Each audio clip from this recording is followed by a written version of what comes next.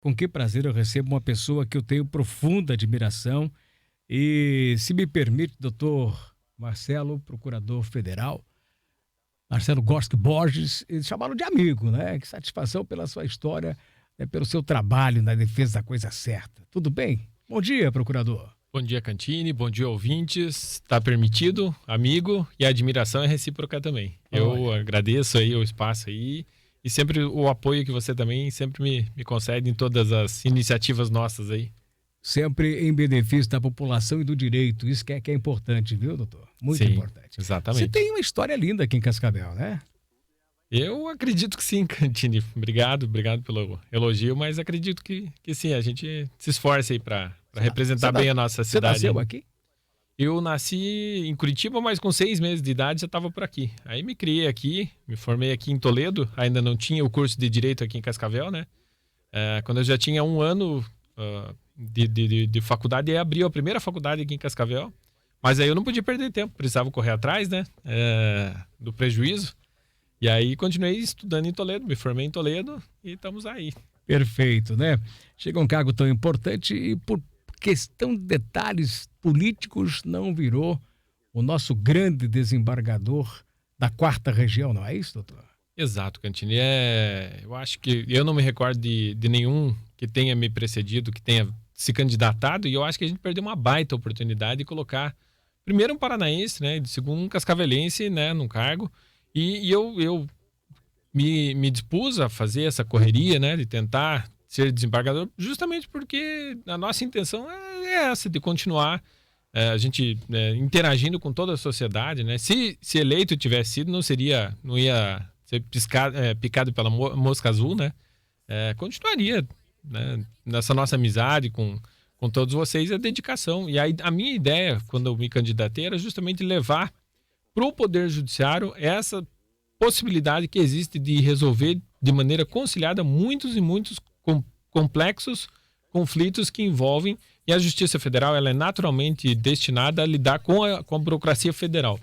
Então, eu continuo acreditando e fazendo isso no dia a dia, resolvendo complexos conflitos de maneira consensual. Isso é uma coisa que é da minha índole mesmo, né? E corajosa, porque o senhor se expõe, meu caro amigo doutor Marcelo, você se expõe, a sua opinião é forte, o seu artigo é contundente, a sua eloquência no direito, principalmente adquirido à propriedade e outros setores, né? O senhor está sempre discutindo, você poderia estar tranquilo, não vou me expor, por que eu vou arrumar para minha cabeça, né, presidente, quando a gente fala por aqui? Você está presente, quer dizer que a luta continua, você não desistiu dessa vaga. Não, agora demora muito para abrir, né? Uma próxima, eu não tenho nem ideia de quando deve abrir a próxima, porque eu concorreria pelo 5º constitucional, né? Assim como concorri à última, né? Então a gente vai estar envolvido em outros projetos, né? Agora, dia 6 de junho de 2023, completam 10 anos da emenda constitucional 73, que já aprovou o Tribunal Regional Federal aqui pro Estado do Paraná, com jurisdição sobre o Estado de Santa Catarina e Mato Grosso do Sul.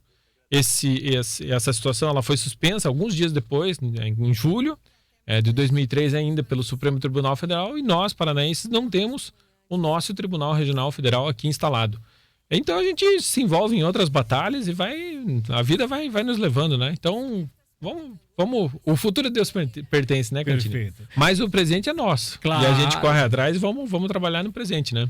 Agora, você esteve ontem aqui para falar sobre esse tema tão atual, exatamente no momento em que se fala na CPI do Sem Terras, né? No momento em que o Congresso vai dizer, não, para um pouquinho, o meio ambiente não pode ficar exclusivamente à mercê da Marina Silva. Vamos tirar isso aqui, vamos botar o cadastro aqui, e a questão indígena do demarco, que é a demarcação, o marco temporal, que é muito sério, também não pode ficar quem tem o interesse claro, né? E diz, não, vamos tirar daqui, vamos discutir melhor essa questão. Me dá um pouquinho de paz no campo nesse momento, que é uma preocupação sua, e ontem foi tema da sua palestra aqui também. Sim. Ontem estivemos aqui na OAB Cascavel para falar sobre a arguição de descumprimento de preceito fundamental número 828. Mas vamos tirar do juridiquês, né, e falar na linguagem do cidadão. No âmbito desse processo, o ministro Luiz Roberto Barroso determinou que reintegrações de posse só serão concedidas caso elas sejam precedidas, né? Previamente você tem uma comissão, a instalação de uma comissão de conciliação no âmbito do Poder Judiciário, e qualquer reintegração de posse vai precisar passar por um procedimento preliminar de estabelecimento de uma tentativa de conciliação para aquele caso. E aí, pelo meu conhecimento da nossa realidade do produtor rural, na realidade isso não significa dizer para o produtor rural que ele está praticamente destituído, né, daquela possibilidade de reintegrar a posse da sua propriedade rural. Os conflitos relacionados à propriedade e posse já são difíceis por si só, né? Eles envolvem, via de regra, várias famílias, né? Então são ocupações coletivas, e pela via normal já da legislação que a gente tem hoje, já é difícil fazer uma reintegração de posse. E aí você coloca esses complicadores adicionais, e aí você acaba complicando sobremaneira a vida do agricultor, do proprietário rural. E aí ontem na OAB, Cantini, a gente conseguiu instalar um debate que tem sido feito de maneira muito superficial no âmbito da imprensa e do poder dos próprios operadores do direito. Não é culpa da imprensa, a imprensa não tem essa responsabilidade, a imprensa noticia, mas nós fomos às bases, aos fundamentos da decisão do ministro Luiz Roberto Barroso. E eu posso e quero compartilhar com você. Por favor, tô curioso aqui para saber o que você descobriu. Então vamos lá. Essa ação, primeiro, ela foi ajuizada no período da Covid, né? Então, o que acontece? Naquele período, o ministro Luiz Roberto Barroso deu uma liminar proibindo que fossem feitas desocupações coletivas. O X da questão é que, graças a Deus, né, Miroslav, a nossa situação de fato foi melhorando e a Covid passou. Em 30 de maio de 2022, o governo brasileiro declarou encerrada a situação de pandemia Covid-19. Quando bateu em agosto de 2022, o ministro começa a sinalizar que teria que reduzir a sua atuação como relator nesse caso. Mas quando chega em outubro de 2022, ele, alargando um pedido que tinha sido feito na inicial, ele, por conta própria, ele estabelece um regime de transição. E nesse regime de transição ele determina que os tribunais de justiça dos estados e os tribunais regionais federais, eles instalem comissões de conciliação prévia. E quando ele dá essa decisão, quais são os fundamentos? O aumento da fome no Brasil e a diminuição da renda média do brasileiro. Qual é o problema? São conceitos muito abertos e muito abstratos. Se você for ao judiciário com esses dois conceitos para pedir alguma coisa em seu favor, a tendência muito grande é de que você não vá ter deferido isso aí. Por quê? Porque são conceitos absolutamente abstratos. Quando ele vem colocando essa liminar, ele traz, por conta ciente de que o contexto fático da Covid saiu, e ele está introduzindo uma liminar de maneira diferenciada daquilo que estava para trás, ele produz essa argumentação por iniciativa própria.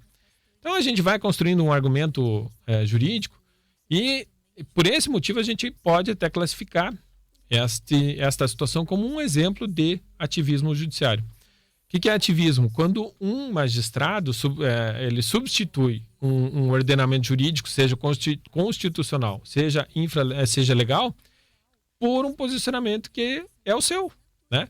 E eu imagino que ele acredita que essa é a melhor solução, ok? Né? Deve estar imbuído de boas intenções, deve estar. Mas você substitui uma legislação. Cria uma jurisprudência nesse caso, doutor? Não, ele determina a jurisprudência, pois né? Pois é. Ele é a jurisprudência, né? Isso que eu digo, né? Daí é dali para frente. É dali para frente. Exato. Ele muda. E aí, Cantini, então a gente continua. Aí o que acontece? A implantação dessas comissões foi delegada ao Conselho Nacional de Justiça. O Conselho Nacional de Justiça já realizou 2 seminários, um em dezembro e o outro agora dias 27 e 28 de abril. Desculpe, tem mais uma situação. Então, nesses 2 seminários, você percebe nitidamente que o judiciário está tendo uma grande dificuldade de conseguir implementar esses centros de solução de conflitos. Então, na prática, significa que você está destituído de funções. Outra situação que eu queria pontuar é assim, quando ele coloca a liminar, ele traz o modelo do estado do Paraná. Nós aqui temos um centro judiciário de solução de conflitos, no âmbito do Tribunal de Justiça, mas esse centro funciona da seguinte maneira. não é todo o processo que vai obrigatoriamente para lá. O processo está tramitando aqui em Ramilândia, vamos dizer, por exemplo. Aí o juiz aqui da comarca provoca o centro analisa o processo e vê se existe uma viabilidade de solução consensual daquele caso. Se existir a possibilidade, o centro passa a atuar. Se ele disser, não, nesse teu caso aqui não tem condições, esse teu conflito aqui não vai ser resolvido de maneira conciliada, segue o baile, né? As leis vão continuar sendo aplicadas. No momento em que o ministro Barroso pega o modelo do Paraná de exemplo para transpor para aplicação de âmbito nacional, ele coloca como obrigatório. E quando você coloca como obrigatório, você está jogando para estados que têm uma menor capacidade de recursos materiais e de recursos humanos, uma situação que não vai se cumprir na prática.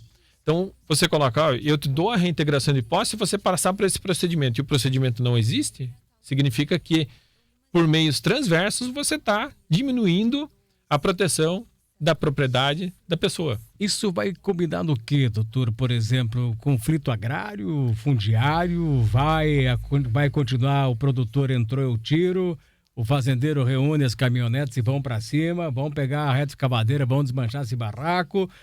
Isso dá essa insegurança jurídica para o proprietário e automaticamente o conflito agrário. Concordo. É justamente essa a minha preocupação. Eu percebo exatamente como você está colocando, eu acho que é um risco possível sim. À medida...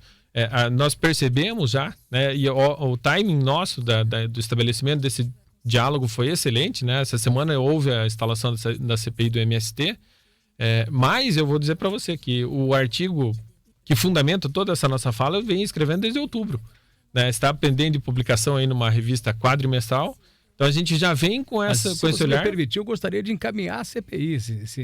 Eu estou acompanhando os capítulos, claro. Né? Acompanhar, fazer um protocolo, o doutor Haroldo vai me ajudar nisso, fazer um protocolo disso e sugerir a sua convocação para ir à CPI. Porque a CPI não é para a gente saber que aquele que já ganhou a tua terra, já vendeu o título para 4, 5. Foi titularizado vários aqui no sudoeste, do oeste do estado do Paraná, mas que já vendeu, já não está mais aí, já nenhum parente está na terra. Vai descobrir tudo isso, mas nós precisamos de uma legislação, uma segurança jurídica para o homem do campo. A CPI, o objetivo é sair uma documentação robusta, que venha garantir o que já é meu. A gente tem que pedir uma garantia do que já é meu. Né? Então, isso que é importante, a sua participação também. Não, a gente está à disposição. O que nós formos convocados, estamos aí para conversar. E eu tomei essa iniciativa, Cantini, porque, como eu te disse, eu não vi nem na imprensa, nem nos divulgadores de conteúdo jurídico, né?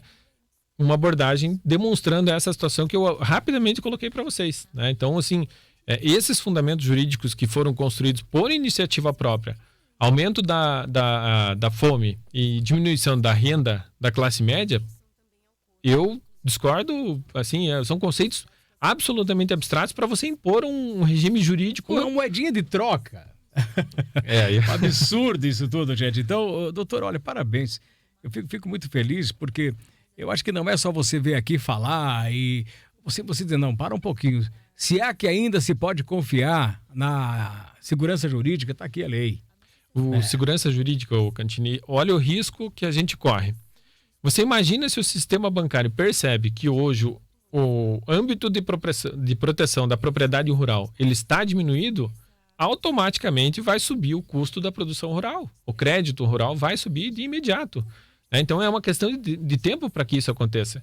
Se houver invasões em paralelo e a diminuição do contexto de segurança jurídica das propriedades rurais, automaticamente o custo sobe da produção e impacta toda a nossa sociedade. Perfeito, hein? Perfeito. Olha aqui, ó. Vamos encaminhar. Delcio Padovani, bom dia, deputado. Vamos encaminhar, sim. Bom dia. Eu conversei com o Pedro Lupião sobre isso e sobre seus artigos também. E com o Sérgio Souza, que são os nossos representantes aqui que estão lá no agro, né, lutando por isso. E vamos fazer essa cruzada, viu? Parabéns, doutor Marcelo, parabéns por essa defesa. Você tem, como a gente fala, tem um pinto para dar água ou não, doutor? Assim, da roça ou não? Eu não tenho. Não tenho ligação? Não tenho uma samambaia em casa. Mas a minha ligação... Não, mas eu tenho uma grande ligação afetiva, né? Eu me criei aqui em Cascavel. Todos os meus amigos, o Elcio, o Irt, tá aqui grande comigo. Elcio. Produtor rural. E eu tenho a maior admiração, respeito e compromisso com, né? No campo. Todos os amigos e né? Eu usei a questão do pinto aí, porque a gente fala da agricultura, mas esse apelo pela terra. E o país é um país agrário. A nossa região, o nosso estado, a nossa Cascavel aqui é uma produção extraordinária, como Toledo, que está me acompanhando agora também. Essa sua preocupação. Muito feliz pela sua postura, mas pela sua exposição. Não, estamos aí.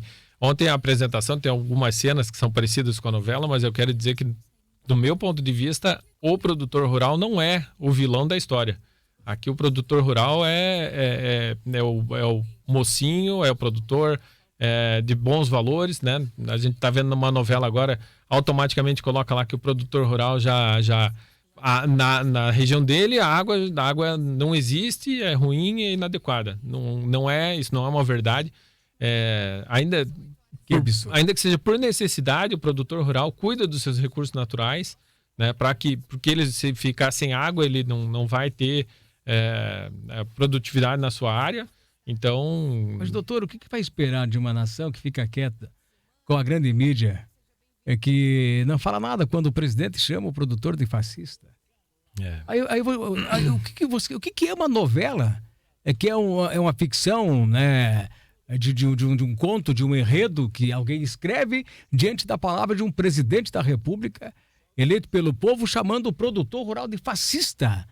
E aí? Cadê os grandes advogados, grandes juristas? Cadê a OAB? Cadê o Parlamento Brasileiro? Cadê a Suprema Corte? Para pedir uma explicação, pelo menos, sobre todo esse aspecto? Sim. Você entendeu? Então, isso que me causa espécie. Né? Mas eu estou entendendo que pelo menos entenderam lá quem está no governo de que realmente esse movimento sem terra não é abençoado, como disse o Requião e o Lula, e que estão se livrando do movimento sem terra lá, como já deram a cabeça de muita gente, já esvaziaram o ministério lá da Marina Silva, que atingia o homem do campo, a questão indigenista também, a Guajajara lá, a Sônia, já estão vendo que o levante do campo quebra a cidade. Sim. E quebra qualquer conceito político. Então estão entendendo e a resposta vai ser dia 4 agora. Essa grande movimentação nacional. Sim. Você mencionou o Lupion, Sérgio Souza. Eu acho de extrema importância que o segmento produtivo rural, né, tome conhecimento dessas situações que a gente falou aqui muito rapidamente, que a gente pode aprofundar, claro, né, com mais tempo, toda essa situação, mas essa situação ela é de pouco conhecimento da sociedade ainda. Então a sociedade precisa, primeiro passo, conhecer essa situação, que eu acho que, imagino que não era de seu conhecimento ainda, né, Cantini? Esses fundamentos, né? Não. Ele não é de conhecimento de muita gente. Não chegou nos seus artigos ainda também, né? Então, é que esse artigo eu produzi ele de maneira científica. Então ele sai numa revista especializada. Tá. Não é para qualquer um. Eu estou divulgando ele via palestras por causa do timing, né? A gente precisa falar disso agora, não posso esperar o tempo dessa revista científica. Doutor, né? O senhor errou o palco para essa palestra, viu? E não era lá na OAB. Teve comigo ontem aqui o nosso querido Alex Galho, meu particular amigo, presidente. Você tem que falar, é lá na cidade rural, é lá no sindicato rural, não, Paulo? Tem que fazer o movimento, mostrar isso. Você entendeu? Porque, infelizmente, não é o caso da OAB aqui de Cascavel, mas a OAB está omissa em todos, não é só da questão agrária. Tá um absurdo, tá capacho, né? É brincadeira o que a gente vê da Ordem dos Advogados do Brasil nesse momento. Então, as palestras importantes, mas isso eu tenho que dizer para aquele que vai indagar o senhor, doutor, como é que é isso? Qual é a nossa segurança? O que nós vamos fazer? Falar para quem está interessado, né? E merece isso tudo e o senhor vai voltar com certeza absoluta. Viu? Não, estamos aí. Sendo demandados, a gente vai sempre comparecer, né? Não é de tudo que a gente entende, mas quando a gente se dedica a um assunto como esse aí, em específico, que a gente acabou aprofundando um pouco o estudo, a gente percebe que pode... Por isso que eu me dediquei e até faço um voto de louvor aí ao OAB Cascavel. Eu falei, olha, a gente precisa falar disso. Eu sinalizei para o Dr. Alex, né, presidente da OAB, falei, a gente precisa falar disso. Então, eles abriram o espaço. A gente está abrindo agora picada, vamos dizer assim, aqui contigo. E se for necessário, a gente retorna aí. E vai estar na CPI. Pode ter certeza, viu? Pode ter certeza que vai lá.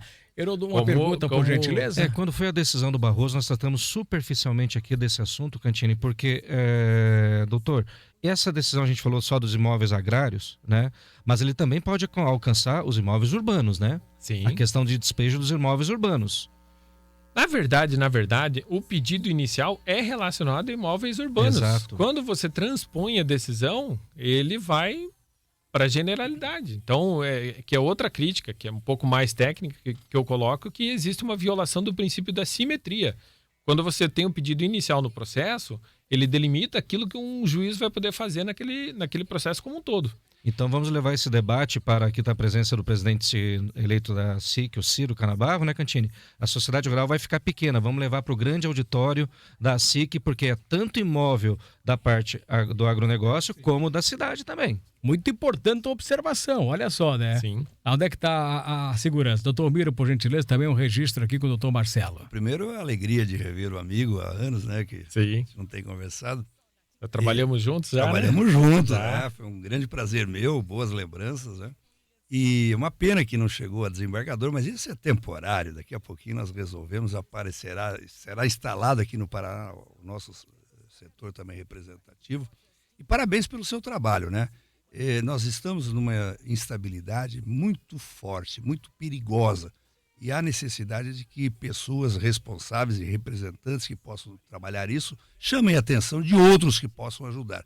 Como disse o doutor Heroldo aqui, isso vai se expandir aí para a área urbana, nós vamos ter terríveis problemas, né?